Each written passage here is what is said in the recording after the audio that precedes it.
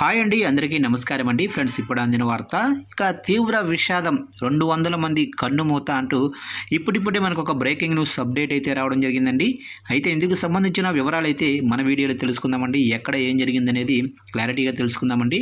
Video మాత్రం పూర్తి వరకు చూడండి ఫ్రెండ్స్, అప్పుడే మనకి పూర్తి సమాచారం అయితే తెలుస్తుంది. ఇక లేట్ చేయకుండా టాపిక్లోకి వెళ్ళిపోదాము. ఇక తూర్పు డెమోక్రటిక్ రిపబ్లిక్ ఆఫ్ కాంగోలోని రుబయా కోల్డన్ గని కుప్పకూలిపోవడంతో 200 మందికి పైగా ప్రాణాలు కోల్పోయారని స్థానిక అధికారులు తెలిపారు.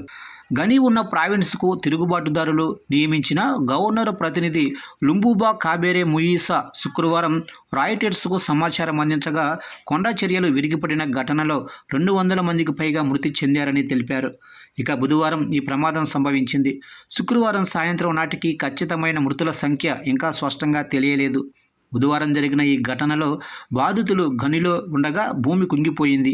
బాధితుల్లో మైనర్లు, పిల్లలు, మార్కెటింగ్ మహిళలు ఉన్నారని ముయిసా పేర్కొన్నారు. కొంతమంది వ్యక్తులు తీవ్ర గాయాలతో రక్షించబడ్డారు. దాదాపు 20 మంది గాయపడిన వారు ప్రస్తుతం ఆరోగ్య కేంద్రాలలో చికిత్స పొందుతున్నారు.